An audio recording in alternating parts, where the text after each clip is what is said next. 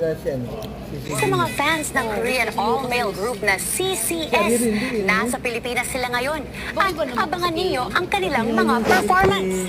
Samantala, dalawa namang miyembro ng Harlem Globetrotters ang muling nagpasiklab sa Pinoy fans. Narito ang aking report. Nasa bansa ngayon ang Korean all-male group na CCS at ang power duo na sina Raejun at Yang Yang. Ang CCS naman ay binubuo ni na Lucas, Jisung, Leon at Big Seo. Ang ilan sa kanila ay first time na nakarating sa Pilipinas, habang ang iba ay ilang ulit na rin. Nabanggit ng mga bisita kung bakit gusto nila sa Pilipinas.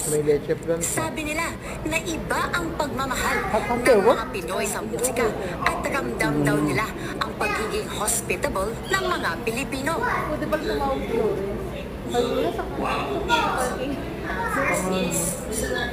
Lagyan pala niya na doon lang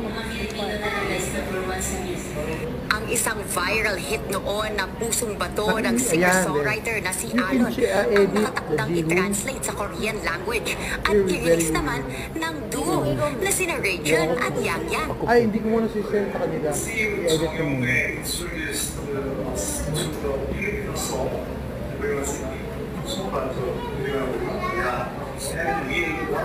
Bukas talaga ako nabibigay yun.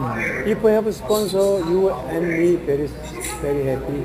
Yeah, I talked to Pat Habang Ford. nagpakita ng This gilas good naman ng news eh. CCS male group I sa told pag-awit ng before, Tagalog iconic if song only na two Anak male ng pumanaw ng want music legend na si Fred Agla. Jisung and Lucas duo.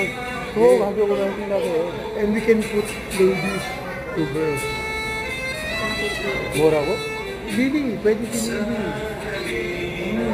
Yun. Ngayong gabi ay nakatakdang bumalik ng South yung Korea galing ang sa nasabing kanya? duo at grupo. Different. We put 4-piece band. Samantala, With two nasa girls. bansa Because din ngayon Philippine style ang brother humarap sa duo. isang media engagement